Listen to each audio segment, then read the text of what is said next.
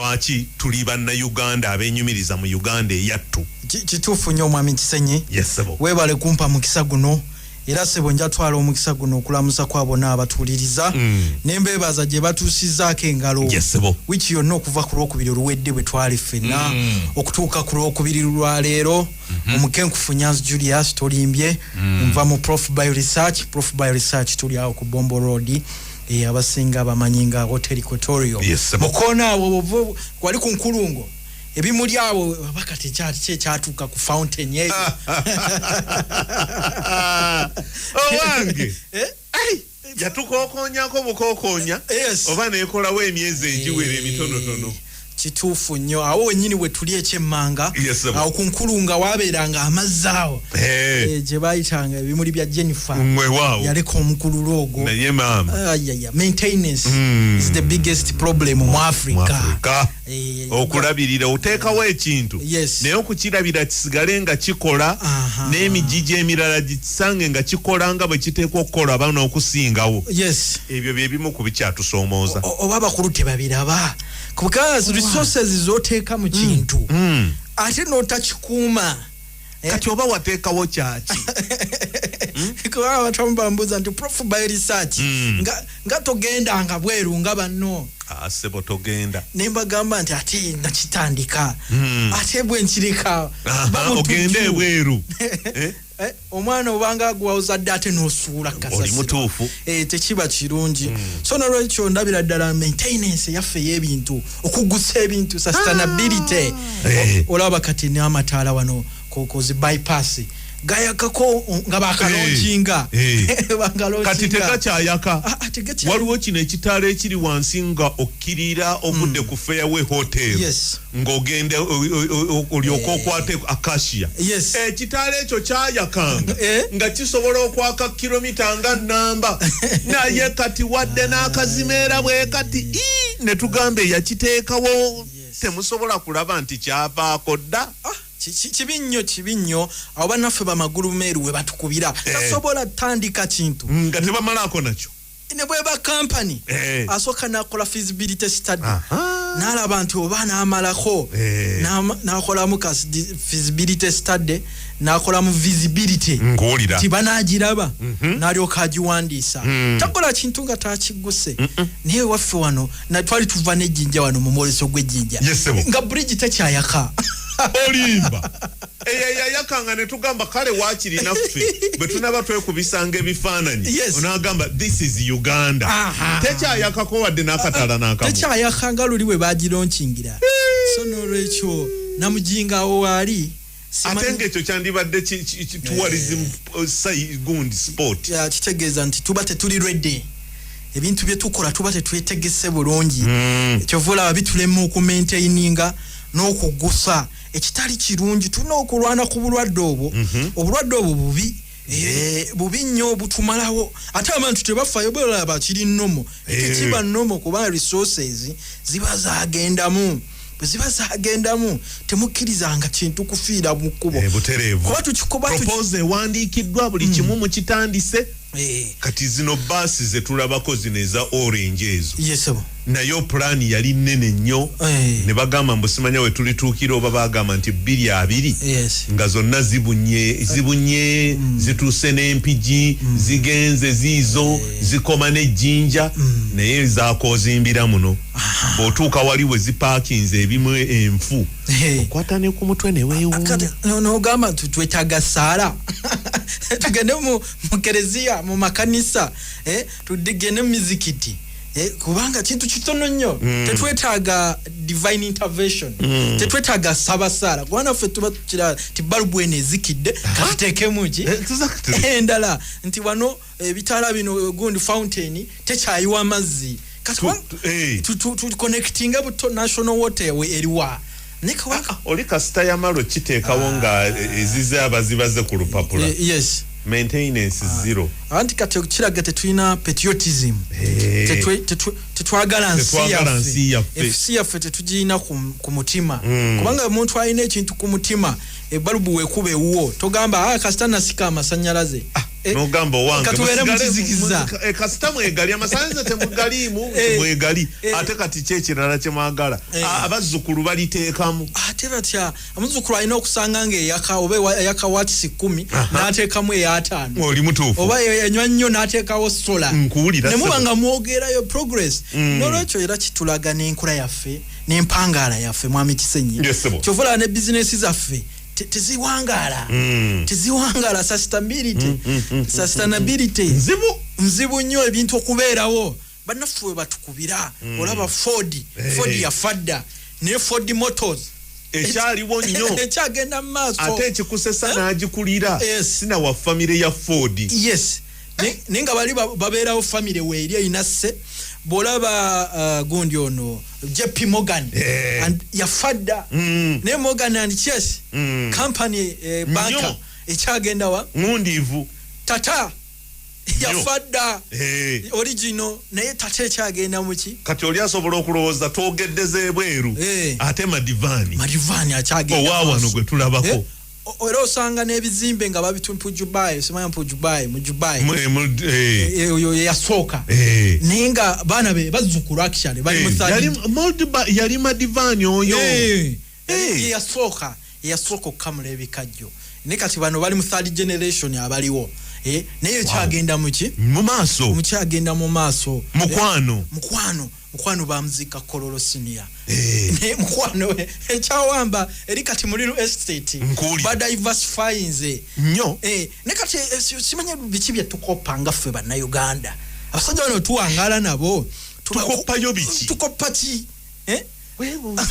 usala gangenza India mazayo mwezi ni ukupaki ku bayindi bwogenda mbazungu bakopa kochi kubanga bote bakiririza mukono ne bwakuwa emmene n'ogisuula kugoba mu nnyumba ye gumusaba koyina okulya naye n'osaba ekintu kinene ate n'okirekawo oli mutuufu kimuyitabe n'olwekyo tukope tulabe nti ebintu tubimaintaininga tetutandika kintu nga tetukimaintaininge tomiranga nsigo nga togifulumye nkuwulira ogenda kusiba olubuto ate muvemu ebizibu ebirala kyakwiga kyamaanyi bannayuganda ebintu bino tetulina bibuusa mu maaso tulina obitunulira n'amaaso nga tubitunulira tugambe bannaye buli kintu kye tutandika sente zaffe lwaki zifiira mu kkubo lwaki tekigguka bingi nnyo ebifudde nno bingi nnyo lwakuba nti ebyo bitono nnyo bitulaba singa kati nange bwe tuba tulagirira abantu omanyi bwe bazimbiraawo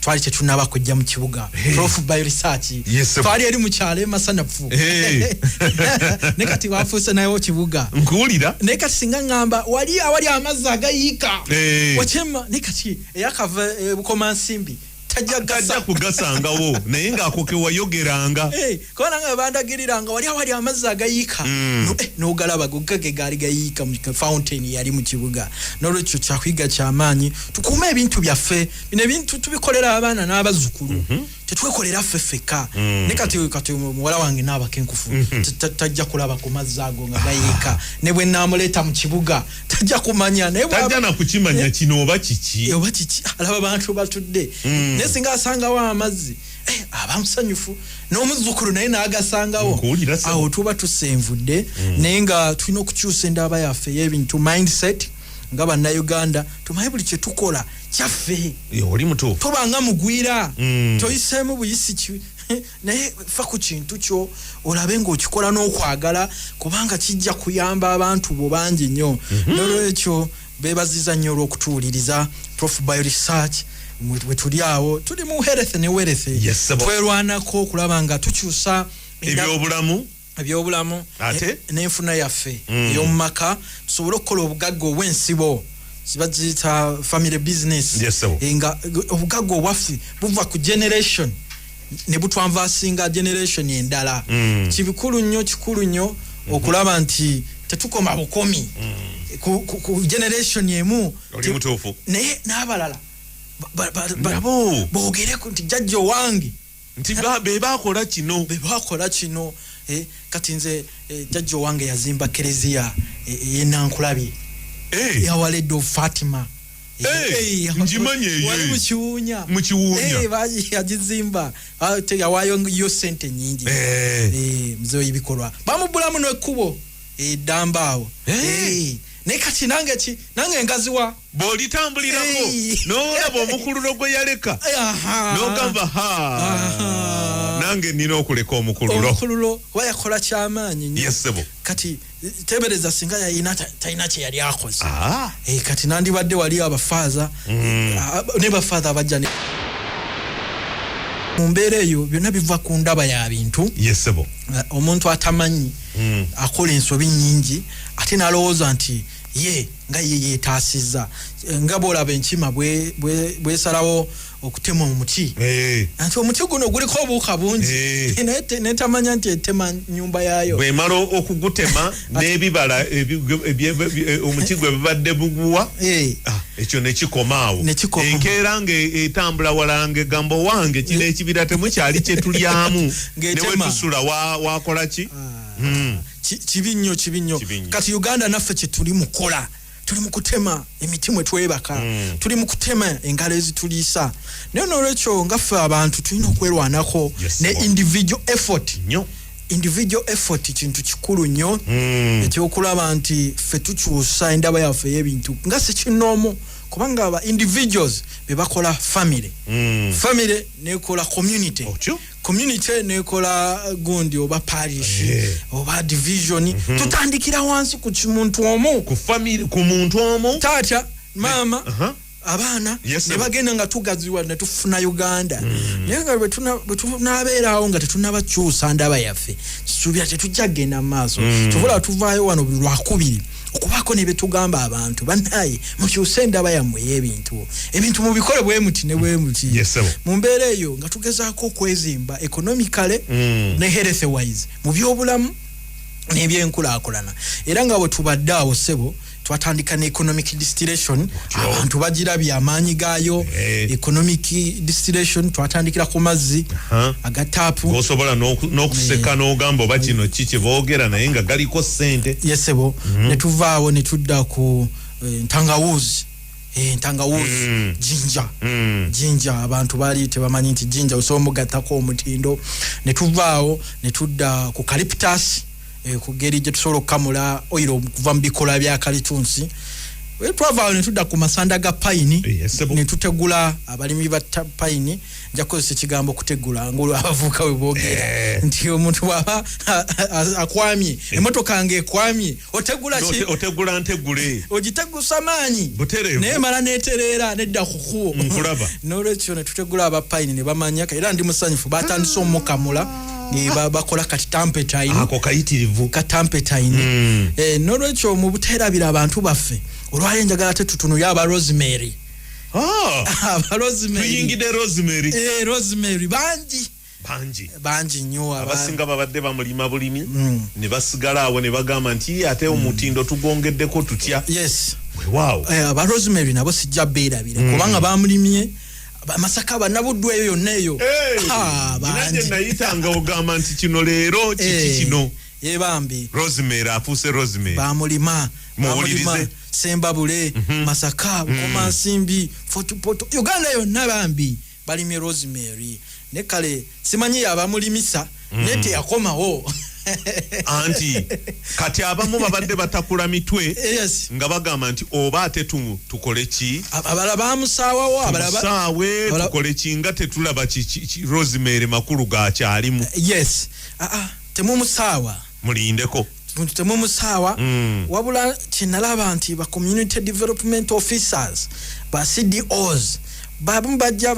tebalina pulaani bulungi tebagusa nsonga ebintu babikomyamu ki wakati ate bano boze okupulaningira buli kintu bwo kikomya wakati bakyetamwa era ogenda okulaba nga bagambye ebyo tetukyayagala nedda obuzibu buli ku bwabo abakugu bammwe kubanga bwe nalaba kati moringa bakolima ku moringa moringa atenga moringa is a miracle plant obuyindi bonna abanyu bakozesa moringa oil yekaawo bamuyita Beni oil Switzerland bamukozesa mu masaawa gebbeyi akola bulungi nnyo is the best lubricant. Yes sebo. Ali light ate tatalaza byuma. Kate sawa teyesiba. Nkulira. Olawa zino lubricant ze bakozesa masawa gafa gajeno. Agave China. Mbi esawa etandiko sule dakiika. Wamma ate ogenda okulaba nga n'oteekamu akanda n'ekolayo omwezi gumu n'eddamu n'esirika ebeerwana okutambula. Era bonna omuntu omulaba na ssaawa naye nga tebala. Banji nnyo kyenda ku 10. Muze tunuleko mulabe eziri ku mikono gyammwe. Gwe tunula ku ssaawa eyo laba obeebala. Atuukiriza fashion naye nga tebala. Bateekamu lubricants embi. Ne kati esawa ez'ebbeeyi bateekamu moringa oil. Ne kati eyasomesa abantu okulima moringa teyayogera ku moringa oil. Teyayogera ku ki? Moringa oil. Kitegeeza teyaggusa nsonga. Kitegeeza wamma ye baagira bugizi makoola sige baagira bokka nti makoola. Muzungu kigotwalira tani z'amakoola. Gavundireyo gamuwunyirire. N'okugatambuza gennyini. Gali baluke nga gali less value. Nakugamba omusajja alina iPhone 3 oba 2 i13 asinga omusajja alina ofuso 2 ez'emmwanyi. Mu value. Economic ki? Value nti zino ziri more expensive than emmwanyi. Bw'okola ki? Bw'ogattako omutiini. Ng'okola otya? Okolamu kaawa. Muwulidde. Okolamu oil. Muwulidde. Okolamu wine. Okitegeera? Oba ate wa mulembe nnyo. Okolamu scrub. Nkuwulira sebo. N'olwekyo value addition is the way to go. Era kye kyatuuka ne ku busaanyi. Obusaanyi buno busiriki worms. Abantu baalimu obusaanyi obwo. Ne babayita mu misomo. Myaka gy'ekyenda awo bwe watyo. Yes. Myaka gy'ekyenda. Kati myaka gy'ekyenda baali mu busaanyi. Naye bonna bwe babuuza omanyi bwe bakola olugoye lwa siriki. Nti nedda. Mu Uganda mulinamu ekyuma ekikola engoye za olugoye lwa siriki. Nedda. Sina mukwano gwange Hajati Nuru Mpungu.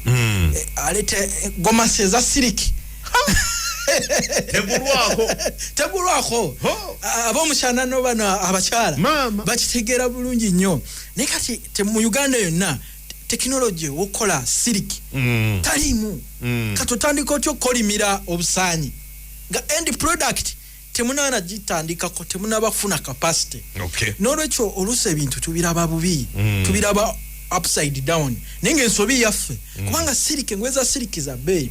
Kate nga tonana genda na kungweza siriki. Olaba obwo bukakunzi. Mwami Senyi. Obugundi osiriki kwabeera. Obusanyi mwe busula. Mwe busule. Obukakunzi omwe buva ne bukola uzeezo. Bwe bawanga protein enkoko. Brazil balunda obusanyi obwo. Wanji. Ne bwe balunda obusanyi. Bote ekyokukola engoye kiri secondary. Si kya kikulu. Mmere ya nkoko. Nga bwe tunagamba nti wano mukena abuze soya naye takyalabika nnyo. Bo basalawo okulunda busaanyi obwo babuggyemu protein oyo. Ate nga mulimu akakodyo omanyi mukene bwe tumuwa enkoko. Enkoko terwawo ewunya mangu. Mu firiji olaba nga tandise okukyusa testi. Kubanga eriddemu ebadde nnyo ku mukene. Kubanga mukene ali polluted in these days. Ennyanja mugyonoonye. Butereevu. Mulimu ammonia mungi. Kati olwokuba nti bano abafuuyira tebalina discipline ne disposal and environmental disposal y'ebintu tetulina discipline. Nkuwulira. Chemicals zonna zigenda mu nnyanja. Kati mukene bw'anywa ku mazzi ago. Naye ajja ali polluted. Awunyanga omusulo. Kati buli walwawo akola ammonia. Kati zino zi big multinationals nga bw'oziraba zi KFC zi company zino tebaagala kugula nkoko zaffe kuba tuziwa mukene. Naye kati nga bazijja Brazil. Uliriza. Bazijjanga Brazil paka owekitiibwa Agasakirawo yagamba president. Omanyi baba babinyumiza abeeri be banyumiza ate abe Brazil. Olyose n'ogamba mwami Agasekalala. Kati ate nkukakasizza mba ntambula ku lw'omukaaga. Nendaba ekimotoka kinene kiriko yuga chiiki nga kipaakinze wano ku KFC mu maaso wano. Nga batikkula. Nayimirira n'ensanyuka olusanyuka ne ngamba ekitegeeza omuntu alya enkoko ya KFC alya yuga chiiki eya enkoko erundiddwa mu Uganda. Ekiteeka kodyo kyakaliwaawo. Anti kati bajanga Brazil zino zonna ne Kenya bwe batyo ne Nigeria kubanga aba Brazil balina amagezi nga balisa enkoko zaabwe kagondi ezo kakunzi eza siliki worms kati enkoko yaabwe nga teyononeka mangu tekola ammonia ne bwe baba guzi tebagiguze baso okuddamu ne bagitunda naye yaffe bwe sulawo kati omukulu n'ayogera ne mukulu munne ne bastopinga okuimportinga enkoko ezo chali chikuru kati bali ne bawa reason then ne bazza ku soya kati these days bakozesa soya mutfo kyamuke ne bakozesa soya company ezo mbanda actually yuga chiki negula n'ekyuma ekiri kikozesa computer kupima buli kalungo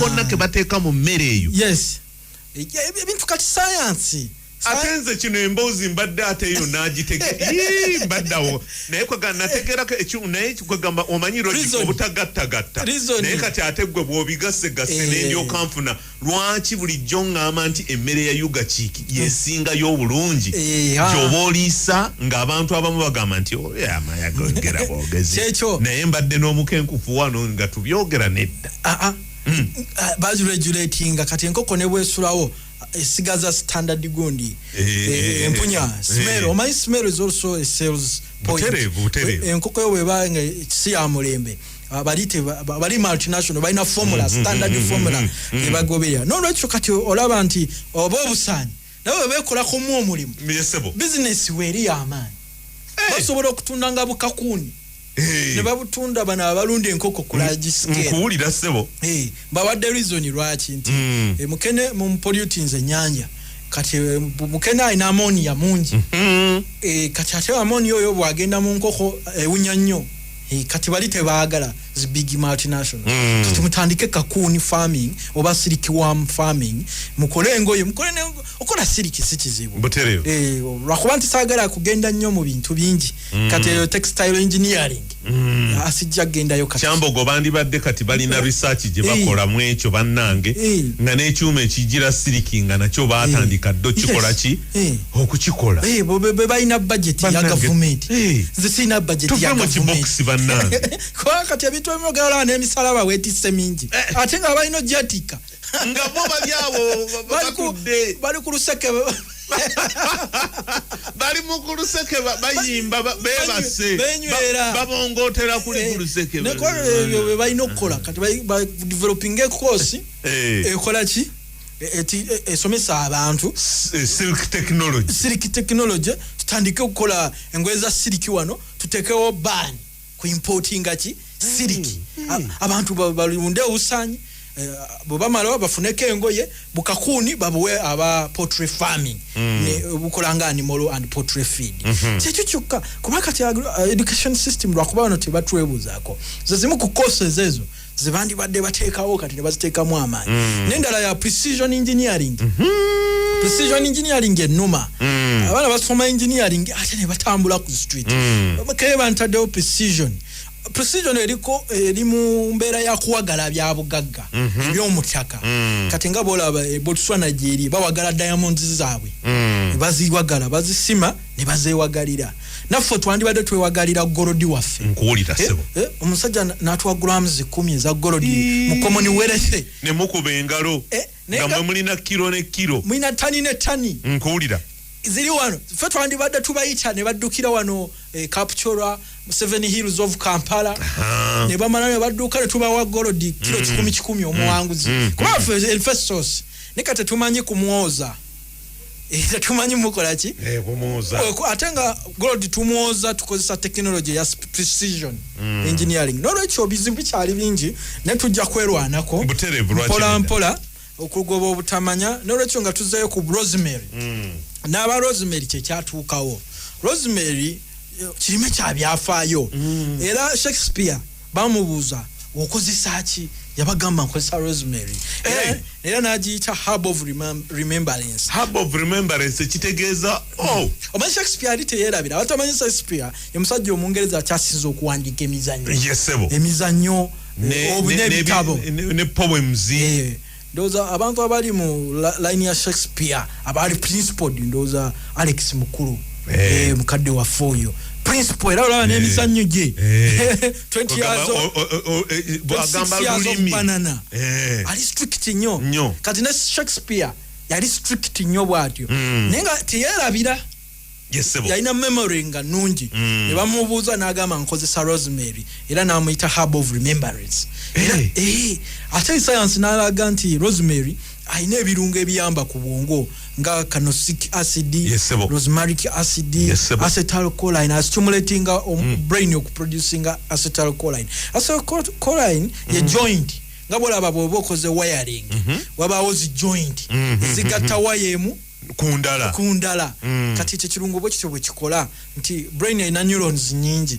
kati oyinza okugeza nga oyina long term memory nga bye twayogera mu 2014 osobola bikyalimu mu mutwe naye ate omulala byonna byemwogedde jjo nga byasanguseemu dda bw'omubuuza ebyaleero abijjukira naye byajjo akuba n'omutwe kitegeeza talina acetylcholine yajoininga kubanga brain erimu compartments mwetereka ebintu ekozesa long term memory short term memory ne working memory kati eno working memory ye ya bulijjo nti olina okujja Akaboozi olina okukola gundi talk show naye ate ebyayogebwa Omukenkufu mu 2015 oyinza okuba tokyabijjukira naye ate wabaawo omulala ng'abijjukira eyo gye bayita long term memory naye ate waliwo ate byenayogedde wiiki ewedde ku pine waliwo abyerabidde era ng'agamba bannange kozi payini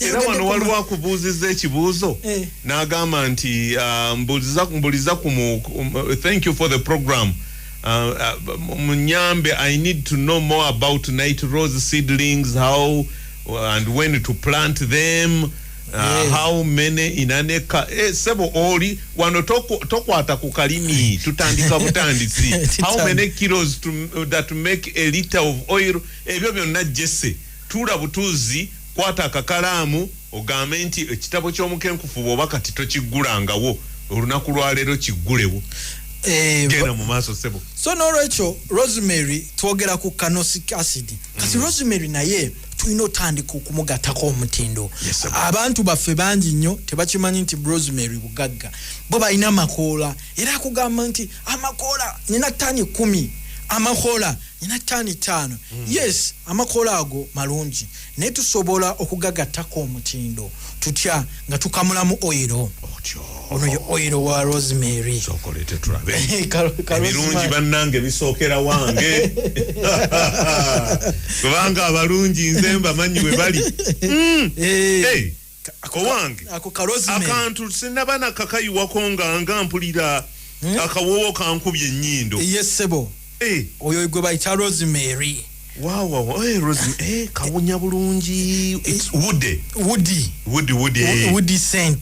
woody scent nga bwozimanyi ziba strong wamma kati Rosemary oyo abantu baffe balina okutandika okumugattako omutindo tulina okutandika okukamula oil okuva mu Rosemary ekitegeeza nti makoola gali abantu ge babadde bamala okunoga abamu bagakaliza na ku musana direct nakubamu ensaano naye n'atamanya nti awo omutindo gusseseemu alina okugakoza okugakazaamu biomass dryer oba solar dryer oba ne tukamulamu oil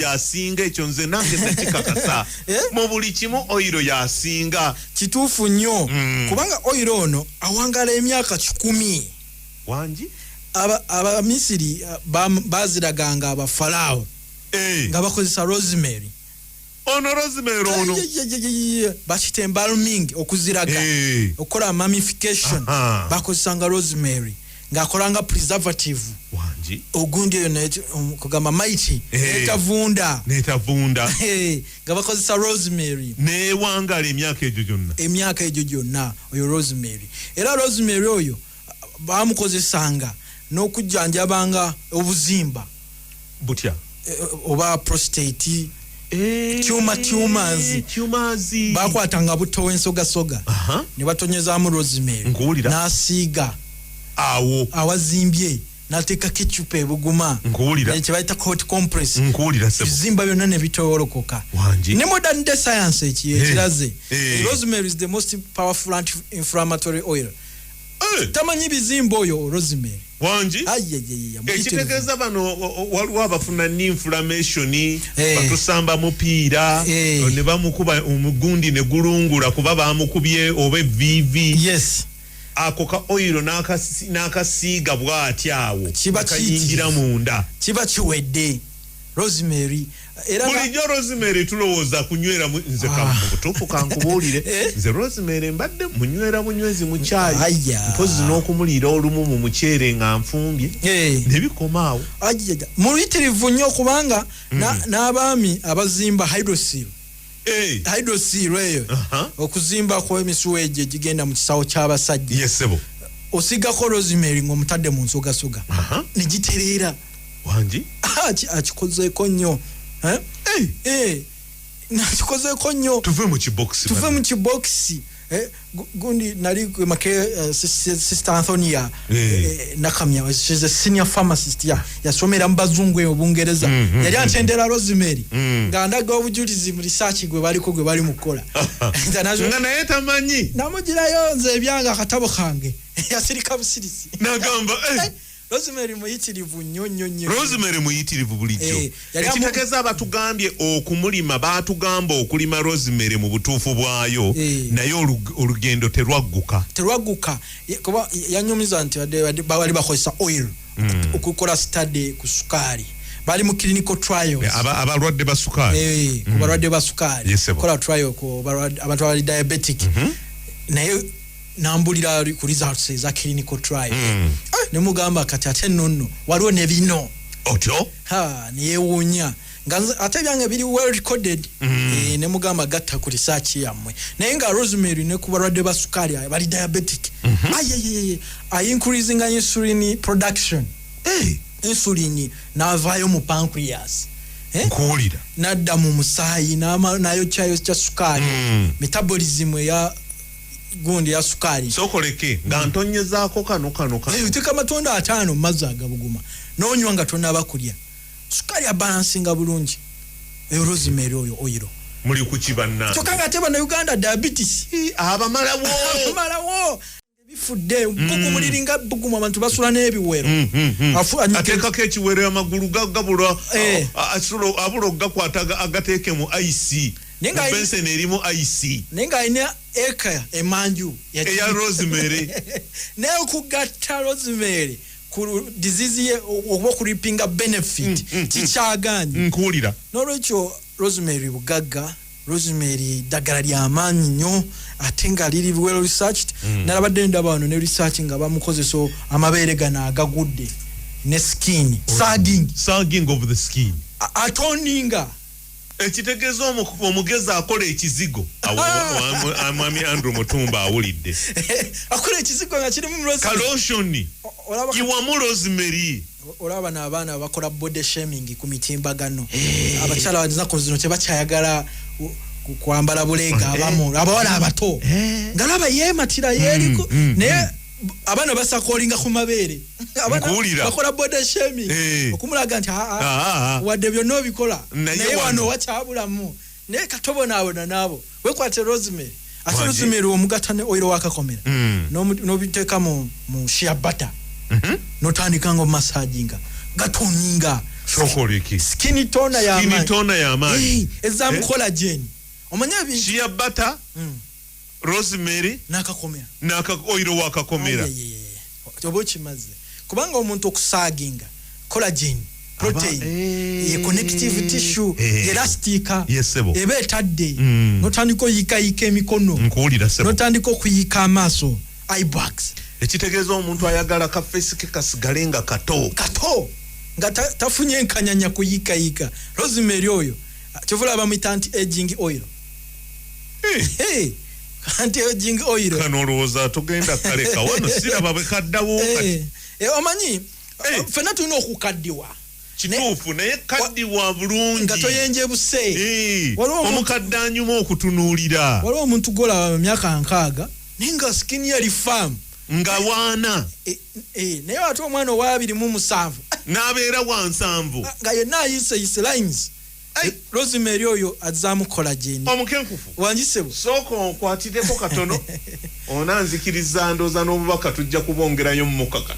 Simbula emboozi semaboozi kino kye tugenda okwogerako leero ne mwami Kisomose nze nakiyita the revolution of the farmer, omulimi n'omulunzi, omuggundu okukyuka kubanga bino mu nsi endala gyebiri naye wano lwaki tekiriiwo.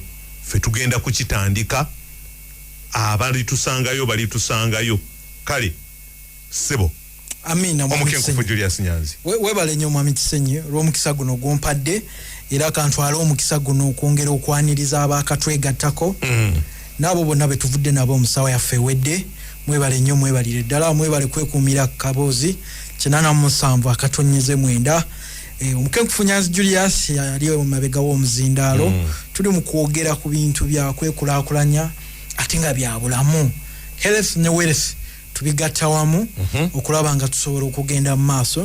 Naye nga empaji enkulu oba amaanyi tugatadde ku butamanya, okulwanyisa obutamanya.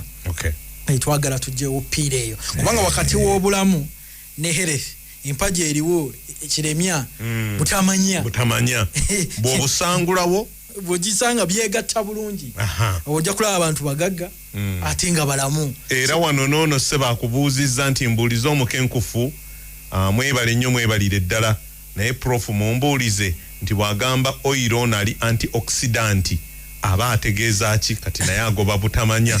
Bambi tugatteko noone Mivule Abdul Rashid agambye thank you for the program. I lost my recording of Professor Nyanzi Rosemary. I hope okay. Tujja butereevu YouTube okasangayo eri ogenda kasangayo butereevu kiryoke kitambule bulungi nnyo. Omukenkufu genda mu maaso. Antioxidant kyetutegeeza antioxidant waliwo kye bayita oxidation mu lulimi olwangu olw'abantu ba bulijjo layman's language. Oxidation kwe kutalaga. Nga bwe baatugamba nga tusoma yali chemistry rusting ne baga nti omusumaali gukwate ogusuule mu mazzi gujja kutalaga kati eyo ye oxidation kati ye equivalent of rusting mu mubiri. Ekyuma bw'okya exposing eri oxygen kitalaga kubanga tunywa amazzi mulimu oxygen. Oli mutuufu. Tunywa tusempewo erimu oxygen. Kati oxygen mulungi naye ayina side effect ey'okutalaza ekintu. Ate jjukira nti ne mu mubiri tulinamu iron mu musaayi gwaffe. Kati iron n'oxygen ono byegatta waliwo rusting oxidation. Kati okwewala okutalaga ekyuma okisiigako giriisi nkuwulira sebo oba oyiro nkulaba. Kati oil bwe tunywa wa Rosemary akolanga antioxidant agaana obutalavu obwo. Obutalavu bwe buliwa bw'obutofaali bwaffe okuzimba bwe kufuna amabwa bwe kukola kookolo nkuwulira. Kati abutaasa kati areactinga ne kemike ziri ezandibadde zitalaza obutofaali bwaffe mu lulimi olwangu. Kutegedde bulungi. Ekintu bagamba antioxidant kitegeeza kiziiza omubiri okutalaga. Omubiri we gutalaga gunafuwa. Ng'ogenze ekyuma bwe kitalaga n'omwana omuto akikuba katteke ne kimenyeka. Ekitegeeza nti obutafaali bwaffe bwe butalaga olwo ng'omanya nti ne kansa naye asembedde. Aba agenze ku level esembayo. Abale genze kuse ngogenda kumenyeka bumenyesi bakuziike mukawulidde. Kati ebintu antioxidants ebintu bino oil ava mu middo ebibala era bagamba it's a powerful antioxidant. Kati biri yakitinga ne chemicals ziri ezonoona obutofaali. Kati okugamba nkoze direct translation omuntu wafa atagenda mu medical school nkuwulira akitegeere nkanga bolaba rusting oba okutalaga kw'ekyuma. Kati Rosemary akolanga girisi. Buli w'omunywa asiiga obutafaali n'abutaasa n'abuzza bujja. Notakaddiwa mangu. Notayenjebuka. Systems zonna ne zisigala nga ziri protected. Nkuwulira ssebo. Ndio okukinyonnyola amangu. Okay. Naye nga oyo mulungi nnyo era tumwesibeko nnyo naye kusingira ddala nyaga tumugatteko value tumukolemu kuba kati mwami Kisenyi lita ya Rosemary ya mitwalo 3 wangi lita ya Rosemary yes ya Rosemary mitwalo 3 naye lita eva mu kilo 10. Okay eza Rosemary oyo ava mu kilo 10 eza Rosemary ebikoola kati muyika omuntu asobola okufunamu ekidomola kiramba wangi ekidomola kiramba bwe bukadde 6 akatale kanene bwe bukadde 6 yes mbandiisa buti oba oliisa buti kati bw'oba olina yiika 10 wow that is 60 million wamma abantu abamusimba kati muwulire ekyo yes wamma mwami Ssebunya bwaliisa obuti eyo gyali takyayagala na kumanya Omukenkufu yagiranga bwati nakama mwami Ssebunya nkwetaaga naye mwami Ssebunya kati bamwena kama soko olindeko ngali muki mu factory akati yagaseko n'ebitabo wangi ali mu postgraduate ngonze mwami Ssebunya yasaze wange ne postgraduate anatero mmala nagwa tujja kola party nga amalirize emisomo yoga ssebo nja kuyita tugende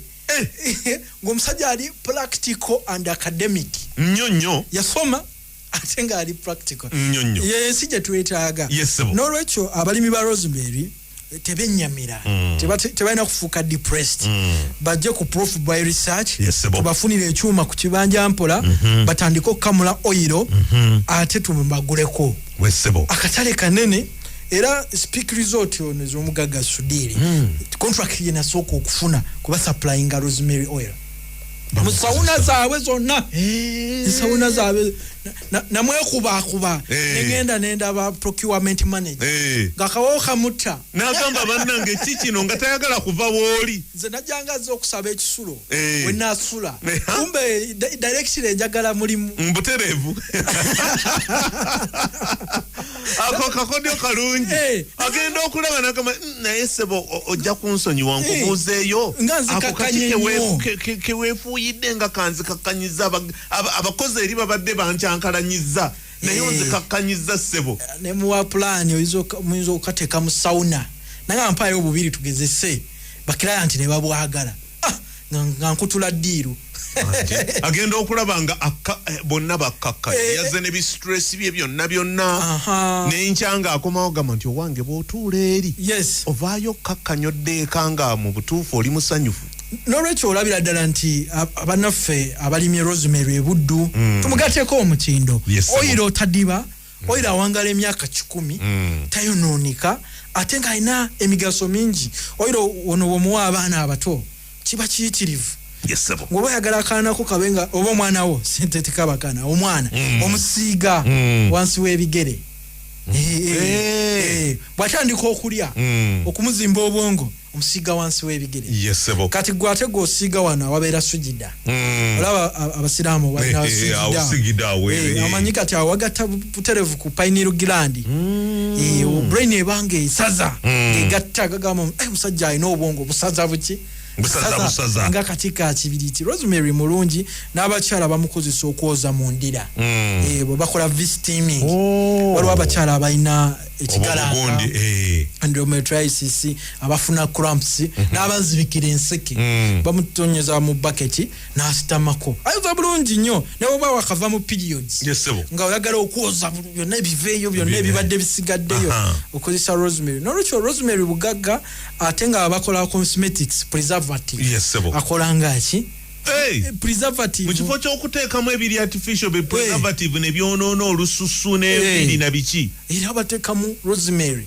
preservative nungi nnyo ate tumutonyeza ne ku kyennyanja ekiwooma ate ne bwe kisulawo tekigaga wangi abali omuceere abayindi bato era jawodda bateekangamu makoola naye kati oyiro waali ateekamu tondo mu kiro namba akaceere ne kawooma nkuwulira ebyokulya ne bikinuwa n'awooma nnyo basmart